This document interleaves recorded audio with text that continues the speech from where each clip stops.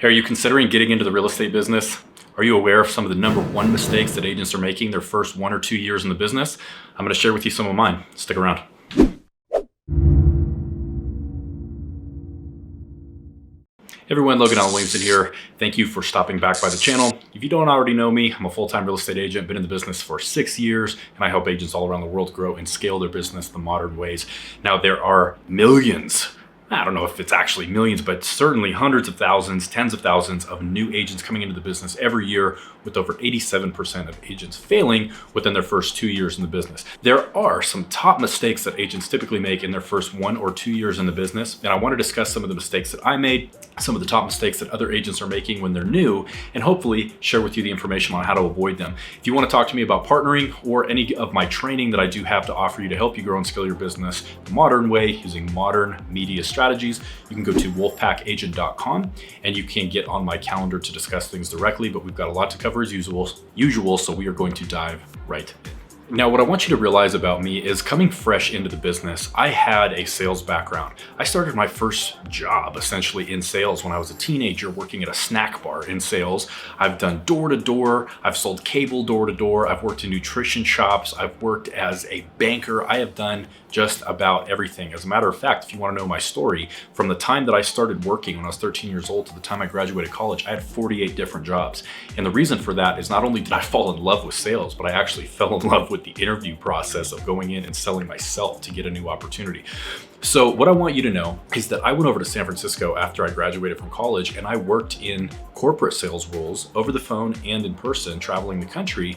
And I had that experience. I was a top producer at every corporate company I was a part of as a sales professional. So getting into the real estate space, I knew how to manage client expectations. I knew how to take control of conversations. I knew how to do those things. I had that skill set, but what I didn't understand in how to grow a real estate business were a couple specific things. I want to touch on those. If you're listening to other agents, other coaches, other mentors out there, there's a lot of cookie cutter mistakes that yes, you are going to want to avoid as a new agent.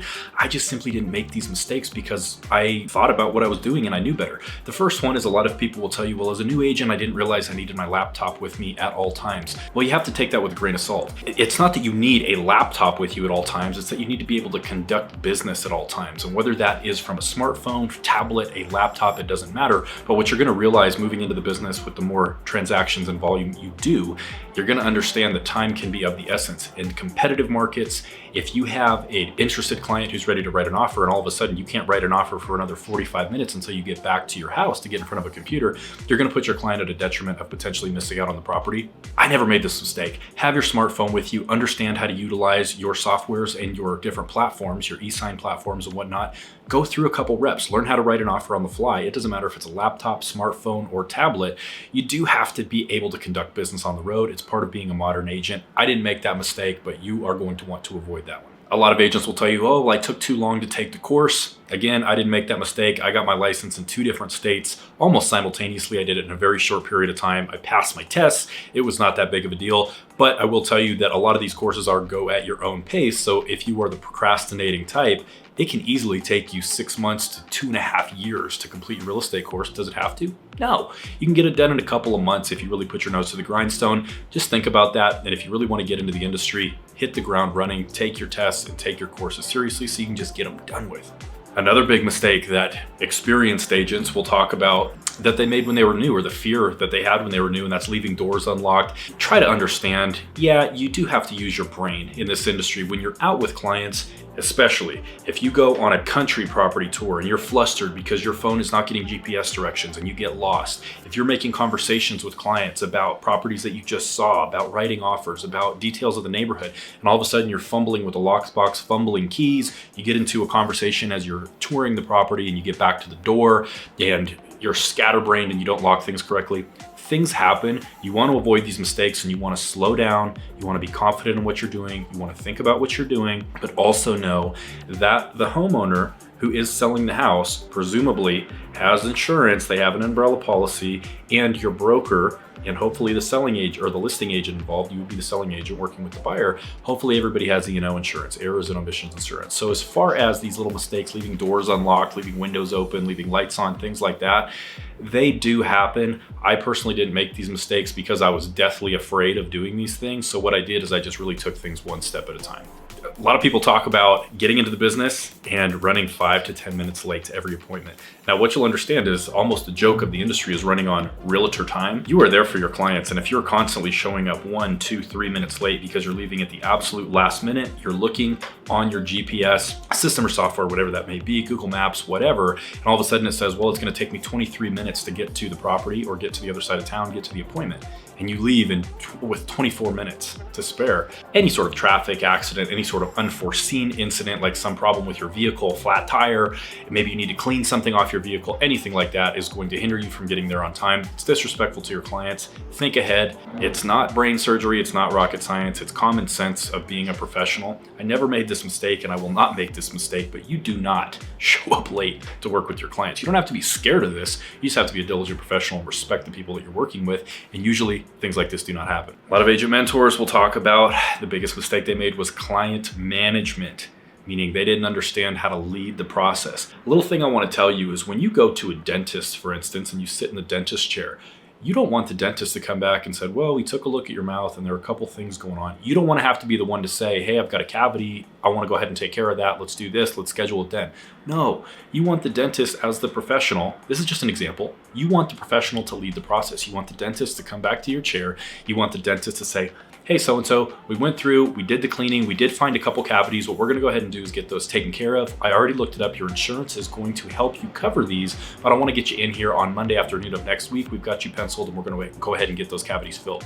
As a real estate professional, when you're having conversations, when you're setting appointments, when you're conducting appointments, when you're conducting showings, you want to make sure that you are setting expectations, setting the next steps with your clients, whether that be going and getting introduced to a lender, getting their letter of pre-qualification, getting pre-approved for a mortgage, whether that be understanding the expectations, getting under contract with the inspection clause, earnest money deposit, the appraisals, what that all is going to look like in terms of timeline. Client management can be something that does have to evolve over time if you have a lack of experience in the business, but I never made this particular mistake because I did have a lot of sales experience with managing clients. So if you have any questions about what it looks like to manage clients, give me a comment below and I'll answer those.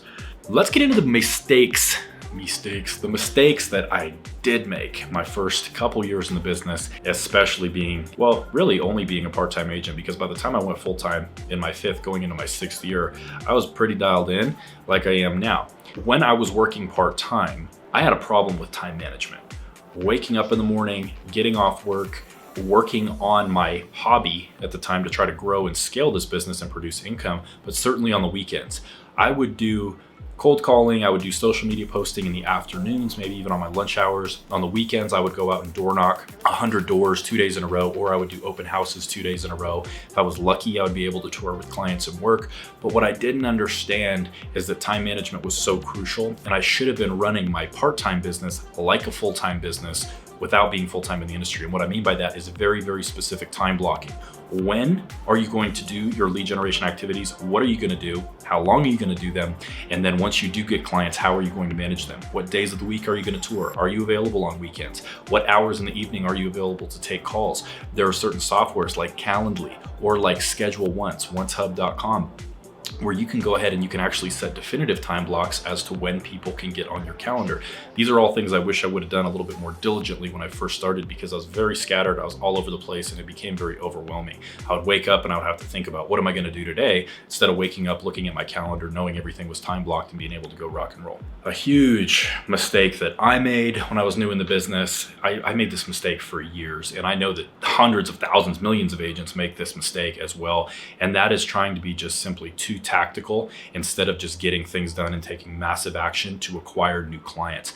Now, what do I mean by that? What I mean by that is I spent so much time sitting with mentors, strategic partners, learning every single line, every single letter of every single contract, understanding what happens if a home doesn't appraise, how do we renegotiate that, what forms are involved, what would happen for some reason if we went past the contract date of getting the earnest money deposit into escrow, what if we went past the contract date of actually getting the NORR, which is a form that we have up here in my market, response for the inspections, what if we go past that? My buyer is now at risk of losing their earnest money deposit. What the heck do I do?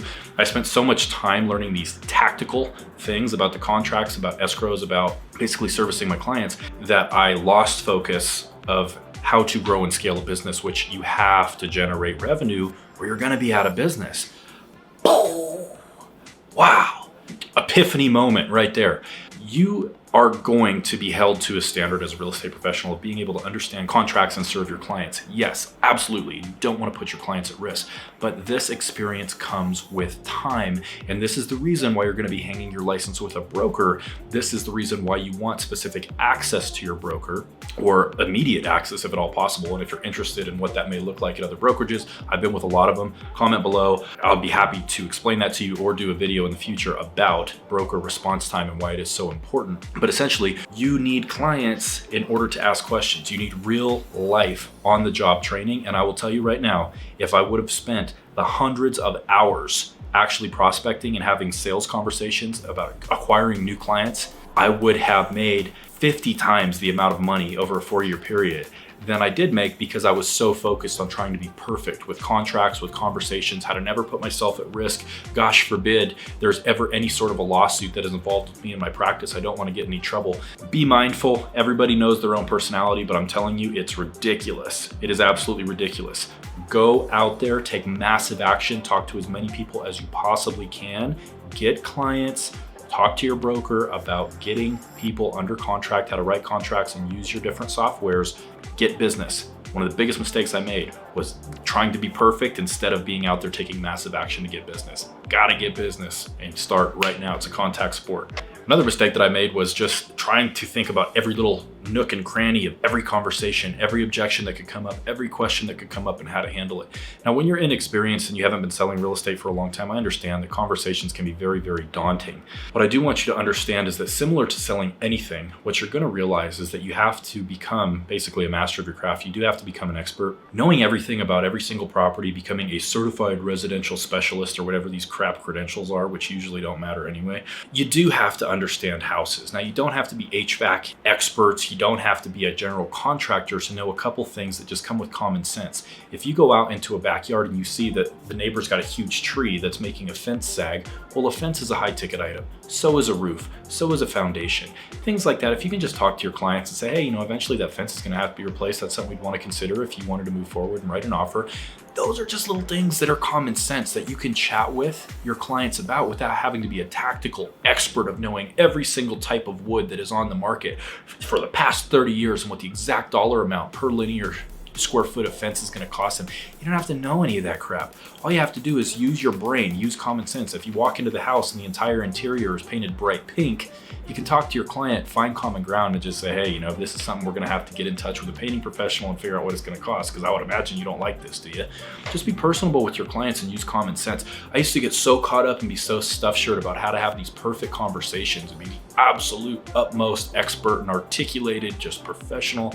Again, ridiculous. The most important thing for you getting into business is massive action, talking to as many potential clients as you possibly can, getting business and getting it right now. If you have any questions about my particular training, about my experience, if you want to talk about coaching, mentorship, strategy, my mastermind, working with my group, you go to wolfpackagent.com. If you see anything up on the screen, it's exactly what you need to see next. So make sure you check that out, and I will talk to you soon.